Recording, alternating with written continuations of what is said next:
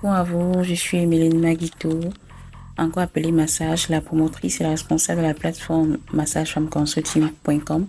Dernièrement, j'ai été invitée à la radio LFM pour débattre autour du thème l'importance de la sage-femme. Nous avons parlé des notions pour une alimentation saine durant la grossesse, aussi des conseils pour une bonne récupération postpartum, mais également des signes de complications que les femmes enceintes doivent surveiller pendant la grossesse. Restez scotchés car à la fin de la vidéo, ce sont des conseils basiques pour une alimentation saine durant la grossesse. On sait que lorsqu'une femme est enceinte, elle a des besoins nutritionnels pour le bon développement, de la bonne croissance de son fœtus. C'est vrai, au premier trimestre, la femme enceinte, à cause des nausées, des vomissements, elle peut avoir manque d'appétit. Même quand elle prend les vitamines, elle ne s'alimente pas. C'est à ce moment que je lui dis, tu dois faire un effort de t'alimenter, pas parce que tu veux manger, mais pour la bonne croissance de ton fœtus. J'essaie de lui dire, en fait, si tu ne manges pas, bébé peut être exposé à ça, à ça, à ça. Toi également, tu peux être exposé à ceci. Et ensuite, pour avoir une alimentation saine durant la grossesse, premièrement, il ne faut pas manger pour deux. Il y en a qui disent, bon, je suis enceinte, j'attends bébé, il faut que je mange maintenant deux plats. Non, c'est une erreur à ne pas commettre. Il faut privilégier la qualité de l'alimentation au lieu de la quantité. Parce que si c'est que tu manges pour deux, tu peux être exposé à une prise de poids excessive qui n'est pas sans conséquence. Sans conséquence, c'est-à-dire ça peut influencer sur le poids du bébé. Le bébé peut avoir une macrosomie fœtale, c'est-à-dire qu'il y a plus de 4 kilos. Là, ça change le mode d'accouchement, c'est que tu n'as voulu accoucher passer derrière. Ou même durant l'accouchement, le bébé peut être avec une élongation du plexus brachial. Ce sont des risques qui sont liés à la macrosomie fœtale. Donc, il ne faut pas manger pour deux. Il faut bien laver les fruits et les légumes avant de les consommer. Il faut bien cuire la viande avant de consommer. Il faut consommer le repas. L'alimentation doit être équilibrée.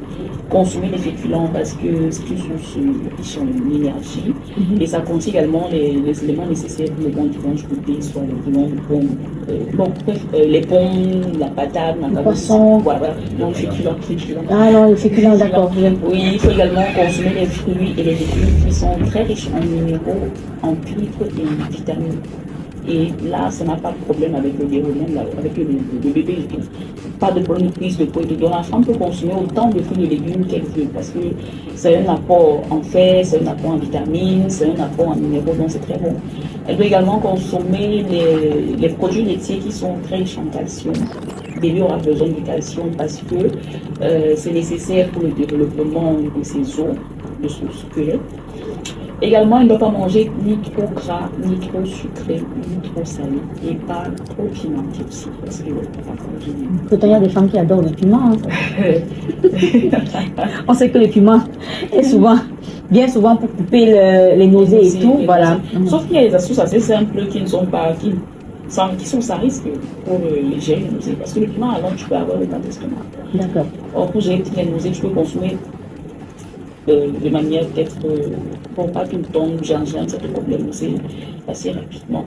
Donc toujours conseillant l'alimentation saine, elle doit avoir des pas. Comme j'ai dit, ça doit être équilibré. Je pense que c'est déjà aussi. Tout à fait. Nous avons également abordé d'autres éléments.